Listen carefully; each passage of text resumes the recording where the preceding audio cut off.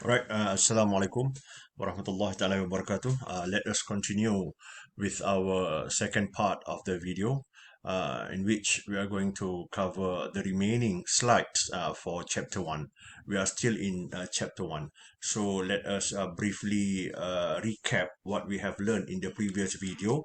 So in the previous video, number 1, we talk about definition. So you must remember that the definition of strategic management, the term of art and science, and sometimes we are making the decision based on our gut feeling, based on our experience, based on our knowledge, based on our observation of what is going on in our surrounding environment. And at the same time, it needs to be in a scientific approach. There are certain procedures that we need to follow. We need to follow before we arrive to that particular decision. And then we talk about the different stages dalam strategic management. The first one is the formulation part, which is considered as the most important one. Why? Because if you don't get your direction right, there is no way that the implementation can fit into your vision and mission. So you need to formulate your vision and mission first. You need to identify in terms of the long-term goals that you want to achieve, the directions that you want to go into, and then it is being supported by the strategic implementation. This is the most difficult part. Because of why? Because of there are four important elements dalam strategic implementation yang menyebabkan dia menjadi sangat-sangat sukar. Yang pertama sekali is identification of your annual objectives. From the top, which is your vision for the next 5 years, and then you need to break it down into a yearly punya objective. That is not easy. And so that yearly achievement will fulfill the intended target designed for that organization within the next 5 years. And then yang kedua, devising the policies.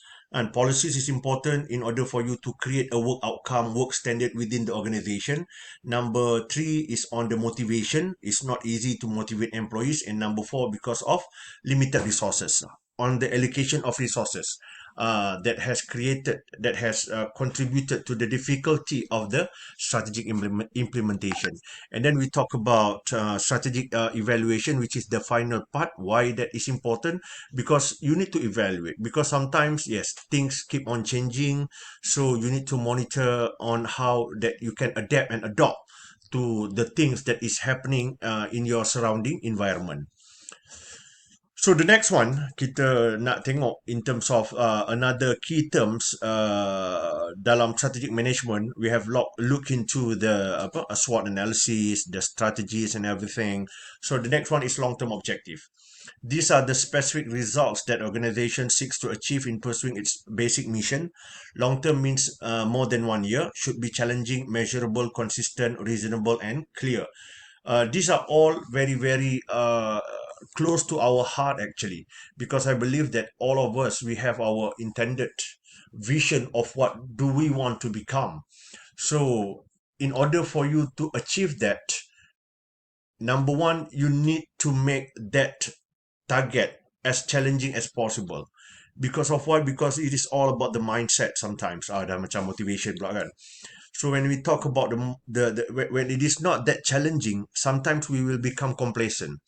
And then when you push your organizations to achieve a more challenging goals, sometimes we can create a more positive work attitudes among our group members lah.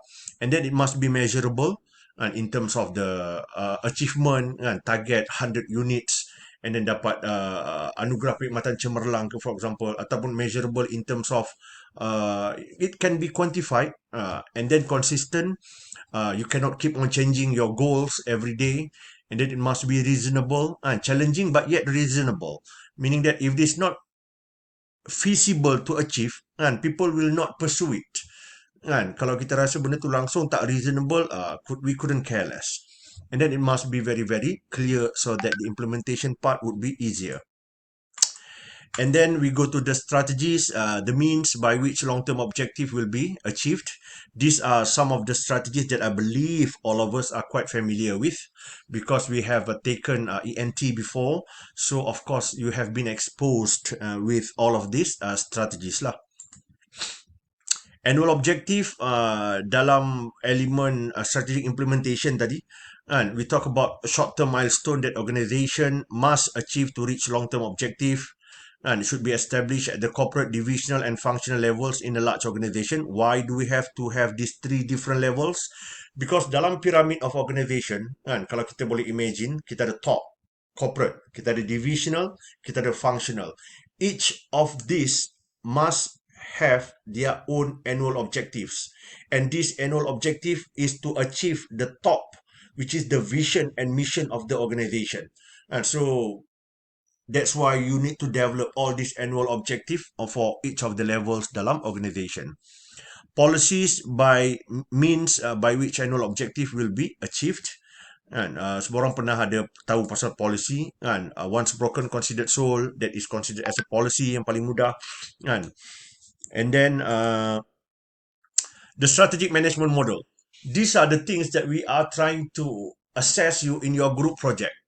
I want to see at how you look at the organization. Where are they now? Mungkin saya tak letak benda ni dalam elemen company profile, company review, but you can discuss on this. Because if you have this, it would be much more easier for me to evaluate your direction. Where do we want to go? How can we see that through your vision and mission? And then how are we going to get there? That would be in terms of your strategy that you are going to choose. Whether or not the strategy yang you find, that the one that you finally suggested, whether or not they can fulfill kita punya where do you want to go, or based on where you are now, and will be based on your decisions that you are going to make based on your assessment of their SWOT analysis. So let's go to the benefits of strategic management. There are various benefits of strategic management. It allows organization to be more proactive, and because we keep on analyzing our operating environment, and when suddenly our competitors are doing something, so we are going to be reactive to that particular decision. It allows organizations to initiate and influence rather than just respond to activities, and thus to exert control over its own destiny. It is better than we become the first mover instead of become the follower. So by having this strategic management, it allows you to initiate the first action that needs to be done by industry players within your organization. So these are some of the benefits that a firm benefits to a firm that does strategic planning. And if you involve in strategic planning, these are the things that you can obtain: and enhance communication. Because of why? Because it involves employees from all levels. We talk about that pyramid. Kalau ada whiteboard, saya boleh lukis-lukis, tapi tak ada. So bila kita cakap pasal pyramid, kan, daripada top, middle, and then lower level managers, every level would have a representative dalam kita punya strategic team. So that would allow more participation, dialogue to occur within members of the organization, which will enhance communication. And then when you get people involved, engaged from every levels, this would create a deeper and improved understanding. So they have their own representative to be part of the management team, and then we let them to disseminate views from the members within their department. So this would allow a better and improved understanding, which later would influence greater commitment and the results all managers and employees on a mission to help the firm to succeed. The financial benefits, yes, improvement in profitability, sales, productivity. And then when those companies who do systematic planning prepare for future fluctuations in their external and internal environment. The non-financial benefits enhance awareness of external threats. If we could keep on monitoring what is happening in our surrounding environment, you can achieve this. Reduce resistance to change, and people would understand why they need to be transferred to a different location, and then increase employee productivity. And kalau kita dah dalam perancangan kita dah tahu dah, okay, lagi 2 tahun kita akan expand to Melaka, and kita akan buka new program. So one of the members dekat Shah Alam dah kena set mindset dah, and ada potentially that you will be transferred to Melaka. So these are some of the non-financial benefits. Why some firms do no strategic planning? Because of this: no formal training, no understanding, no monetary rewards, no punishment for not planning, too busy firefighting, resolving internal crises, and view planning as a waste of time. And then dia sambung lagi kan, laziness, content with current success, overconfident, prior bad experience, and then some of the pitfalls of strategic planning, and using strategic planning to gain control over decision and resources, doing strategic planning only to satisfy accreditation, failing to use plans as a standard for measuring performance. Pernah ada satu soalan dalam satu semester, dia tanya what is the difference between strategic planning and strategic management. Strategic planning ni dia represent the strategic formulation. Kan, dalam buku teks kebanyakan dalam in real life, dalam dari segi praktis, kalau company based, dia orang selalunya tak panggil strategic management, dia orang panggil strategic planning. And but in academic punya environment, in the textbook, we call that as a strategic management. And strategic planning only represent the strategy formulation dalam dalam strategic management process lah. And then this is the term coin dalam corporate strategic planning. Kalau strategic management is more on academic. Okay? Nanti dalam buku teks kalau awak baca, dia ada satu section discuss on that.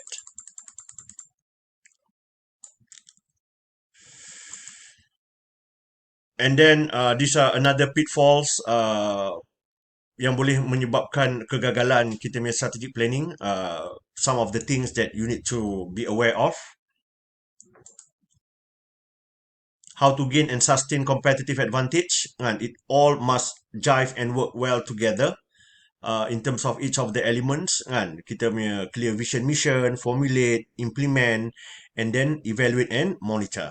So that's how you can obtain, gain, create, develop, improve, sustain, prolong your competitive advantage. What is the difference between military and business strategy? The difference is that in terms of the conflict and competition. If we are talking about military strategy, most of the times they are dealing with a conflict. Conflict pasal oil ke, pasal political belief or whatever. And so that is the foundation of the conflict ataupun military punya engagement. But when we talk about business strategy, it is all based on competition. And then, however, both of the elements would force the organization and also the country, the team, the military team, to keep on constantly changing and improve in order to be successful. War is a matter of vital importance to the state, matter of life or death, the road either to survival or ruin. However, it is imperative that it be studied thoroughly. But for competition, business, and it is about the life or death of a company lah. And that is the difference. Similarity, you need to know your enemy, know yourself. And in 100 battles, you will never be defeated. Skillful leaders do not let a strategy inhibit creative counter movement. So that would be the end of the particular chapter. Alhamdulillah. So based from the video, and I still would expect that you are going to read through the notes, and then please ask me questions should you have any, and especially with regards to the first chapter. Remember, you need to develop a good foundation in this particular chapter, and especially on the terminologies, especially on the competitive advantage, because at the end of the day, that is also another element that we are going to look at in terms of your selection of the strategy, whether or not your strategy of your choice would allow the organizations to create or sustain their competitive advantage. Okay? Assalamualaikum.